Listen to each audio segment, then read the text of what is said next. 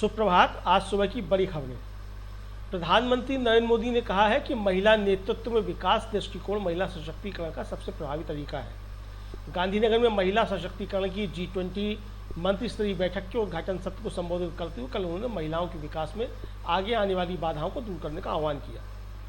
हरियाणा के नूंह में सोमवार को हुई सांप्रदायिक झड़पों को लेकर राष्ट्रीय राजधानी क्षेत्र में विश्व हिंदू परिषद द्वारा आयोजित नियोजित आंदोलन पर रोक लगाने के लिए सुप्रीम कोर्ट में कल कोई अंतरिम आदेश पारित करने से इनकार कर दिया।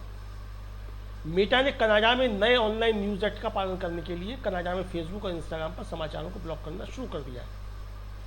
छत्तीसगढ़ के मुख्यमंत्री भूपेश बघेल ने प्रधानमंत्री नरेंद्र मोदी को पत्र लिखकर प्रदेश में प्रधानमंत्री आवास योजना के अंतर्गत प्रतीक्षा सूची के शेष आवासों के लिए लक्ष्य आवंटित करने का अनुरोध किया है। साथ ही प्रधानमंत्री से प्रदेश में आवास प्लस के 8,19,999 हितग्राही परिवारों के लिए भी लक्ष्य आवंटित करने का अनुरोध किया है। मध्य प्रदेश के श्योपुर जिला स्थित कुर्रो नेशनल पार्क में एक और मादा चीता की मौत हो गई। अब तक यहां कुल 9 चीतों की मौत हो चुकी है। सुप्रीम कोर्ट ने कल केरल के मुख्यमंत्री पिनरई विजयन के पूर्व प्रधान सचिव एम शिवशंकर को लाइफ मिशन मामले में उनके खिलाफ दायर मनी लॉन्ड्रिंग के आरोप में चिकित्सा कारणों से अंतिम जमानत दे दी। सीबीआई ने कल कलकत्ता उच्च न्यायालय के न्यायमूर्ति जयसेन गुप्ता की एकल न्यायाधीश पीठ को सूचित किया कि फर्जी पहचान दस्तावेजों के आधार पर पाकिस्तानी नागरिकों के भारतीय सशस्त्र बलों में नियोजित होने की संभावना से इनकार नहीं किया जा सकता। हालांकि अभी तक कोई निश्चित प्रमाण नहीं है। देश के अर्धसैनिक बलों में अलग श्रेणियों में 1 लाख से ज़्यादा पद खाली हैं और इस साल 1,126 पद भरे गए हैं। माफ़ कीजिएगा, 1,126 पद भरे गए हैं। राज्यसभा में एक लिखित उत्तर में गृह राज्य मंत्री अजय कुमार मिश्रा ने बताया कि गृह मंत्रालय केंद्रीय सशस्त्र पुलिस बल CAPF सहित उसके संगठन जैसे सीमा सुरक्षा बल, सशस्त्र सीमा बल, केंद्रीय रिजर्व पुलिस बल, भारत तिब्बती सीमा पुलिस बल, असम राइफल्स और केंद्रीय औद्योगिक सुरक्षा बल, केंद्रीय पुलिस संगठनों तथा दिल्ली पुलिस सहित वर्तमान में लगभग 1,14,245 पद रिक्त हैं। क्रिकेट में भारत ने 3 दिवसीय 1 मैचों की श्रृंखला के अंतिम मैच में वेस्टइंडीज को 200 रनों के बड़े अंतर से हराकर 3 मैचों की श्रृंखला जीत ली है। त्रिनिदाद और टोबैगो के ब्रायन लारा स्टेडियम में खेले गए मैच में पहले बल्लेबाजी करते हुए भारत ने वेस्टइंडीज के सामने जीत के लिए 352 रनों का विशाल लक्ष्य रखा, लेकिन लक्ष्य का पीछे कर उत्तरी वेस्टइंडीज की पूरी टीम 35 ओवर और 3 गेंदों में महज 151 रन ही बना सकी। उपराष्ट्रपति जगदीप धनखड़ कल 4 अगस्त 2023 को नागपुर जाएंगे, जहां वे राष्ट्र संत तुकटोजी महाराज नागपुर विश्वविद्यालय के शताब्दी समारोह में मुख्य अतिथि के तौर पर भाग लेंगे। संयुक्त राष्ट्र के अंतर्राष्ट्रीय प्रवासन संगठन IOM ने चेतावनी भरे शब्दों में कहा है कि सूडान में युद्ध ने पिछले लगभग 100 दिनों के दौरान करीब 40 लाख लोगों को अपने घर छोड़कर अन्य स्थानों पर जाने के लिए मजबूर कर दिया है। अंतर्राष्ट्रीय प्रवासन संगठन के नवीनतम आंकड़ों से संकेत मिलता है कि सूडानी सेना और अर्धसैनिक बलों के बीच युद्ध ने विशाल संख्या में लोगों को उनके मूल स्थानों से बेदखल कर दिया है, जिनमें से लगभग 9,26,000 लोगों ने विदेशों में शरण ली है और करीब 30 लाख लोग देश के भीतर ही विस्थापित हुए। कांग्रेस का दावा है कि पीएम मोदी राहुल गांधी का संसद में सामना नहीं कर पा रहे थे, जिस कारण से राहुल की सदस्यता छीन ली गई। इस बीच अब राहुल गांधी का मामला सुप्रीम कोर्ट तक पहुंच चुका है। तो क्या कहा है राहुल गांधी ने, देखिए ये रिपोर्ट। 4 अगस्त को राहुल गांधी की याचिका पर सुप्रीम कोर्ट में सुनवाई होनी है। इससे पहले सभी पक्षों की ओर से सुप्रीम कोर्ट में जवाब दाखिल कर दिया गया है। राहुल गांधी ने अपने जवाब में कहा है कि उनकी अपील सेशन कोर्ट में लंबित है, उसमें सफलता की संभावना है, इसलिए दोष सिद्धि पर सुप्रीम कोर्ट रोक लगा दे। पुर्णेश मोदी ने सीधे उनका बयान नहीं सुना था। मेरे मामले को अपवाद की तरह देख राहत दी जाए। राहुल गांधी ने कहा कि उन्हें अभी तक किसी दूसरे मामले में सजा नहीं सुनाई गई है, इसलिए सिर्फ घमंडी नहीं कहा जा सकता है कि मैंने माफी नहीं मांगी है। राहुल ने कहा कि उनके खिलाफ दर्ज मामला दुर्भावना पूर्वक दर्ज कराया गया है, इसलिए उन्हें इस मामले में राहत मिलनी चाहिए। अगर राहुल गांधी की सजा पर सुप्रीम कोर्ट रोक लगा देता है तो उनकी संसद की सदस्यता भी बहाल हो जाएगी और वो 2024 का लोकसभा चुनाव भी लड़ सकेंगे। दरअसल राहुल गांधी के खिलाफ जो मामला चल रहा है वो बीजेपी नेता पुर्णेश मोदी की शिकायत पर दर्ज किया गया था। पुर्णेश मोदी ने कहा कि राहुल गांधी ने बिना वजह एक पूरे वर्ग को अपमानित किया और बाद में उन्होंने माफी मांगने से भी मना किया। दरअसल राहुल गांधी ने 13 अप्रैल 2019 को कर्नाटक के कोलार में एक चुनावी जनसभा में नीरव मोदी ललित मोदी के साथ नरेंद्र मोदी का नाम लेते हुए कहा था कि इन सभी चोरों का सरनेम मोदी क्यों है।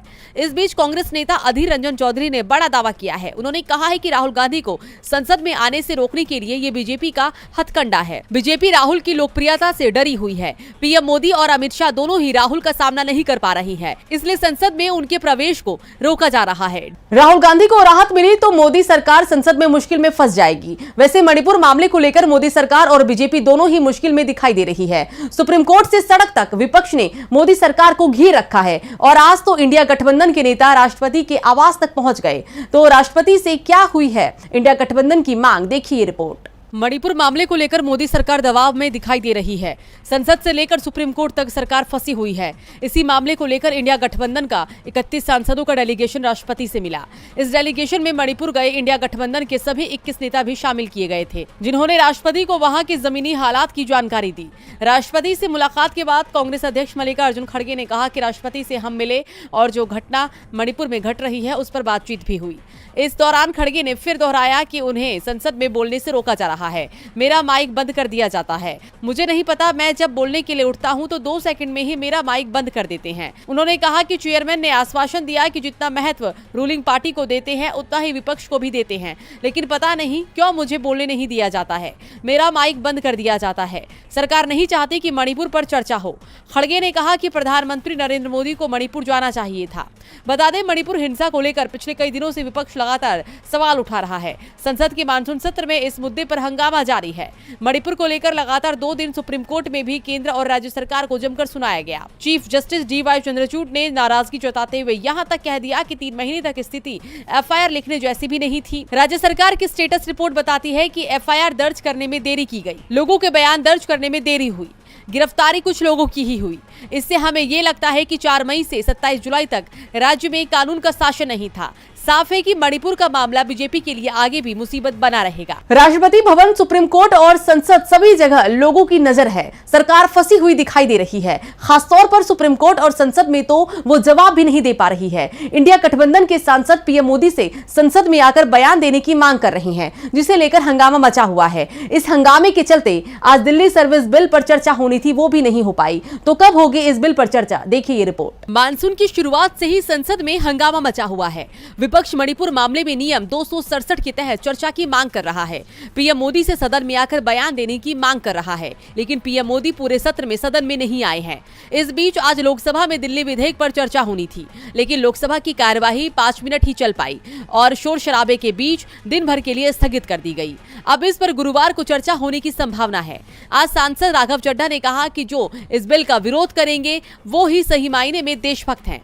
इस बीच कांग्रेस सांसद मनीष तिवारी ने कहा कि अविश्वास प्रस्ताव की स्वीकृति के बाद सरकार तब तक कोई विधेयक पारित नहीं करा सकती जब तक अविश्वास प्रस्ताव पर फैसला नहीं हो जाए। इससे पहले कि सभी विधेयक संवैधानिक रूप से संदिग्ध हैं, उन्होंने दावा किया कि अविश्वास प्रस्ताव स्वीकार होने के बाद लोकसभा या राज्यसभा में पारित किए गए सभी कानूनों की वैधता की जांच अदालत करेगी, वे कानूनी रूप से पारित हुए हैं या नहीं। हंगामे के चलते लोकसभा स्पीकर भी आज सदन में नहीं आए। दूसरी ओर राज्यसभा में भी नजारा हंगामे भरा ही रहा। विपक्ष ने राज्यसभा के सभापति जगदीप धनखड़ से पीएम को बुलाने की मांग की, लेकिन सभापति ने साफ कर दिया कि मैं ये निर्देश नहीं दे सकता और दूंगा भी नहीं। इस बीच मणिपुर मामले में चर्चा कराने के लिए नियम 267 के तहत दिए गए सभी 60 नोटिसों को सभापति ने अस्वीकार कर दिया, जिसके बाद विपक्षी दलों ने राज्यसभा से वॉकआउट कर दिया। विपक्ष अपनी मांग पर अड़ा हुआ है कि प्रधानमंत्री नरेंद्र मोदी सदन में मणिपुर मामले में बयान। वहीं बीजेपी का कहना है कि विपक्ष इस मुद्दे पर बहस नहीं चाहता। सरकार नियम 176 के तहत बहस को तैयार है। संसद में सरकार मुश्किल में है तो कोर्ट से रोज आ रहे फैसले सरकार की मुश्किलें बढ़ा रहे हैं। आज सुप्रीम कोर्ट ने हिंदूवादी संगठनों के प्रदर्शन को लेकर सख्त टिप्पणी की। सरकार को सख्त आदेश दिए गए कि कोई भी गड़बड़ी नहीं होनी चाहिए। तो क्या है पूरा मामला और क्या आदेश दिए हैं सुप्रीम कोर्ट ने, देखिए ये रिपोर्ट। हरियाणा के गुरुग्राम के नूह में आज भी तनाव दिख रहा है। जगह जगह पुलिस बल तैनात है। नूह में ब्रिजमंडल यात्रा के दौरान टकराव हुआ था। इस बीच नूह की घटना के विरोध में हिंदू संगठनों ने 2 दर्जन स्थानों पर विरोध प्रदर्शन के आयोजन का ऐलान कर दिया। हालात पहले से ही तनावपूर्ण बने हुए थे। ऐसे में दिल्ली, हरियाणा और यूपी में होने वाले प्रदर्शनों को लेकर चिंता और बढ़ गई। इन पर रोक लगाने की मांग के लिए सुप्रीम कोर्ट में याचिका दायर की गई। CJI DY चंद्रचूड़ ने इस पर तुरंत सुनवाई को मंजूरी देते हुए मामला जस्टिस संजीव खन्ना की पीठ को सौंप दिया। याचिकाकर्ता की ओर से पेश होते हुए वरिष्ठ अधिवक्ता सीयू सिंह ने कहा कि दिल्ली में बड़ी संख्या में विरोध प्रदर्शन का आह्वान किया गया है। इस दौरान एक समुदाय के खिलाफ नफरती भाषण दिए जाएंगे। करावल नगर जैसे संवेदनशील इलाकों में शाम को 5 और विरोध प्रदर्शन होंगे। उन्होंने कहा कि अगर विरोध प्रदर्शन की अनुमति दी गई तो नफरत फैलाने वाले भाषण से आगे टकराव बढ़ सकता है। सुनवाई के बाद जस्टिस खन्ना की पीठ ने विरोध प्रदर्शनों पर रोक लगाने से तो इनकार कर दिया, लेकिन ये भी साफ कर दिया कि इस दौरान दूसरे समुदाय के खिलाफ किसी तरह की नारेबाजी नहीं की जाएगी। कोर्ट ने कहा कि नफरती भाषणों से माहौल खराब होता है। सरकार सुनिश्चित करे कि हमारे पहले के आदेशों का सख्ती से पालन हो। जहां भी जरूरी हो अतिरिक्त पुलिस बल या फिर केंद्रीय बलों को तैनात किया जाए और जहां भी आवश्यक हो अधिकारी सीसीटीवी कैमरों का उपयोग करें, उन्हें सुरक्षित रखा जाए। सभी संवेदनशील क्षेत्रों में वीडियो रिकॉर्डिंग कराए। दिल्ली, हरियाणा और यूपी सरकार को सख्त निर्देश देते हुए कहा कि वो ऐसे प्रदर्शनों पर नजर रखे। कोई नफरत फैलाने वाला बयान दे तो उस पर कार्रवाई हो। नफरती भाषण दिया तो सख्त कार्रवाई होगी। सरकार ने भी सुप्रीम कोर्ट में अपना रुख साफ कर दिया है। सरकार पर सिर्फ नफरती बयानबाजी का मामला ही नहीं, जम्मू कश्मीर से अनुच्छेद 370 का मामला भी भारी पड़ता दिख रहा है। सुप्रीम कोर्ट की संवैधानिक पीठ ने इस मामले पर सुनवाई शुरू कर दी है। तो क्या हुआ सुप्रीम कोर्ट में आज, देखिए ये रिपोर्ट। अनुच्छेद 370 हटाने को लेकर लंबे वक्त से बवाल जारी है। वहीं सुप्रीम कोर्ट की 5 सदस्यीय संविधान पीठ ने बुधवार को जम्मू कश्मीर से अनुच्छेद 370 हटाए जाने को चुनौती देने वाली याचिकाओं पर सुनवाई शुरू कर दी। चीफ जस्टिस DY चंद्रचूड़ के अलावा justice Sanjay Kishan Kaul, justice Sanjiv Khanna, justice BR Gavai और जस्टिस सूर्यकांत ने मामले की सुनवाई की। सुनवाई के दौरान वरिष्ठ अधिवक्ता कपिल सिब्बल ने सुप्रीम कोर्ट से कहा कि जम्मू कश्मीर का भारत में एकीकरण निर्विवाद है, निर्विवाद था और हमेशा निर्विवाद रहेगा। वरिष्ठ वकील कपिल सिब्बल ने कहा कि ये कई मायनों में एक ऐतिहासिक क्षण है। ये अदालत इस बात का विश्लेषण करेगी कि 6 अगस्त 2019 को इतिहास को क्यों बदला गया और क्या सांसद द्वारा अपनाई गई प्रक्रिया लोकतंत्र के अनुरूप थी। क्या जम्मू कश्मीर के लोगों की इच्छा को चुप कराया जा सकता है? ये ऐतिहासिक है क्योंकि इसमें 5 साल लग गए हैं और ये अदालत इस मामले की सुनवाई करेगी और 5 साल से वहाँ कोई सरकार नहीं है। जो अनुच्छेद लोकतंत्र को बहाल करने के लिए था, उसका इस्तेमाल लोकतंत्र को अपवित्र करने के लिए किया गया है। लेकिन क्या ऐसा किया जा सकता है? सिब्बल ने संविधान पीठ से कहा, क्या किसी राज्य के राज्यपाल ने 28 जून 2018 को ये पता लगाने की कोशिश किए बिना विधानसभा को निलंबित करने का फैसला किया कि सरकार बन सकती है? क्या 2018 में विधानसभा का विघटन हो सकता था? 21 जून 2018 को अनुच्छेद 356 का उपयोग करने से पहले इन मुद्दों को कभी नहीं उठाया गया या निर्णय नहीं लिया गया और इसलिए ये एक ऐतिहासिक सुनवाई है। अब सिब्बल ने तो अपनी बात रख दी है, लेकिन अब देखना होगा कि अदालत अब क्या फैसला सुनाती है। सुप्रीम कोर्ट अनुच्छेद 370 पर अब रोज सुनवाई करेगी। संभव है कि सितंबर तक इस मामले पर फैसला आ जाए। नजरें सुप्रीम कोर्ट के साथ ही महाराष्ट्र पर भी लगी हुई है। दरअसल मंगलवार को पीएम मोदी के कार्यक्रम में शरद पवार का जाने पर एनडीए गठबंधन में नाराजगी दिखाई दे रही है। अब इस नाराजगी को दूर करने की कोशिश पवार की ओर से शुरू हो गई है। तो क्या है एनसीपी प्रमुख की रणनीति, देखिए ये रिपोर्ट।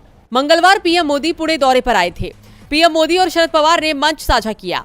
महाराष्ट्र की राजनीति में इसे लेकर अभी तक चर्चा चल रही है। मोदी और पवार की मुलाकात के बाद एमवीए नेताओं में नाराजगी है और शायद यही वजह है कि एनसीपी अध्यक्ष शरद पवार ने 5 अगस्त को महाविकास अघाड़ी की बैठक बुला ली है। माना जा रहा है कि इस बैठक के जरिए शरद पवार एमवीए नेताओं की नाराजगी दूर करने की कोशिश करेंगे। 5 अगस्त को सुबह 11 बजे मुंबई के नेहरू सेंटर में महाविकास अघाड़ी की बैठक होगी। बैठक खुद शरद पवार ने बुलाई है, तो ऐसे में शिवसेना यूबीटी के प्रमुख उद्धव ठाकरे, कांग्रेस के प्रदेश अध्यक्ष नाना पटोले, बाला साहेब थरोट और दूसरे प्रमुख नेताओं का उपस्थित रहना तय माना जा रहा है। एनसीपी में पड़ी फूट के बाद एमवीए की ये पहली बैठक हो रही है। दावा किया जा रहा है कि ये बैठक शरद पवार ने अपने सहयोगियों की नाराजगी को दूर करने के लिए बुलाई है। बैठक में शरद पवार की ओर से क्या सफाई दी जाएगी, इस पर तो नजरें बनी रहेंगी। इस बैठक में 26 दलों की भी नजरें रहेंगी, क्योंकि इसके बाद इंडिया गठबंधन की अगली बैठक की तारीख तय हो सकती है। इंडिया गठबंधन की अगली बैठक मुंबई में होना तय हुई है। खबर यह है कि 2024 में होने वाले लोकसभा चुनाव को देखते हुए राज्य में जनसभाएं और प्रचार किस तरह से होगा, इस पर भी बैठक में चर्चा की जाएगी। और बुलेटिन की आखिर में बात लोकसभा चुनाव में हुई धांधली की। अशोका यूनिवर्सिटी के प्रोफेसर के रिसर्च पेपर को लेकर राजनीतिक घमासान मच गया है। यूनिवर्सिटी के एक फैकल्टी मेंबर द्वारा पब्लिश कराए गए रिसर्च पेपर में बड़ा दावा किया गया है। कहा गया है कि 2019 का लोकसभा चुनाव बीजेपी ने गड़बड़ी कर जीता है। पार्टी ने अपने पक्ष में धांधली कराई और बड़ी जीत हासिल की। अब रिसर्च पेपर से राजनीतिक घमासान मच गया है। कांग्रेस ने चुनाव आयोग और सरकार से जवाब मांगा तो बीजेपी बचाव में दिख रही है। बीजेपी ने धांधली से जीता था 2019 लोकसभा चुनाव। विपक्षी दल पहले से ही चुनाव में धांधली की बातें कर रहे थे, ईवीएम को लेकर भी सवाल उठा रहे थे और अब अशोका यूनिवर्सिटी के एक फैकल्टी के रिसर्च पेपर में बड़ा दावा किया गया है। प्रोफेसर सब्यसाची दास का 50 पेज का रिसर्च पेपर पब्लिश किया गया है, जिसमें कहा गया है कि करीब मुकाबले वाले क्षेत्रों में बीजेपी को एक तरफा जीत मिली। ये उन राज्यों में हुआ जहां सरकार बीजेपी की थी, बूथ लेवल पर भी गड़बड़ी की गई। इसके साथ ही जिन जगहों पर बीजेपी शासित राज्यों के अधिकारियों की संख्या ऑब्जर्वर के रूप में ज्यादा थी, वहां बीजेपी की जीत हुई। इस रिसर्च पेपर का शीर्षक democratic backsliding in the world's largest democracy है। इसमें 2019 के चुनाव को लेकर तर्क दिए गए हैं कि किस तरह से चुनाव में धांधली की गई। प्रोफेसर दास के इस खुलासे से सियासत तेज हो गई है। कांग्रेस सांसद शशि थरूर ने ट्वीट कर बीजेपी और मोदी सरकार को अपने निशाने पर ले लिया। उन्होंने कहा कि चुनाव आयोग और भारत सरकार को इन दावों का जवाब देना चाहिए, उन्हें डिटेल में जवाब देना चाहिए। एक सीरियस स्कॉलर के तर्क कोई राजनीतिक विद्वेष की वजह से नहीं है। असंगत वोट टैली के बारे में भी जवाब देने की जरूरत है, इससे भागा नहीं जा सकता। थरूर के सवाल के जवाब में बीजेपी ने रिसर्च पेपर पर ही सवाल उठा दिए, उल्टा यूनिवर्सिटी से ही सवाल कर दिया कि कैसे इस पेपर को पब्लिश करने की इजाजत दी गई। बता दें, यूनिवर्सिटी की ओर से ये सफाई आई कि ये रिसर्च पेपर अभी पूरा नहीं है और इसका क्रिटिकल रिव्यू नहीं किया गया है और इसे एकेडमिक जर्नल में भी प्रकाशित नहीं किया गया।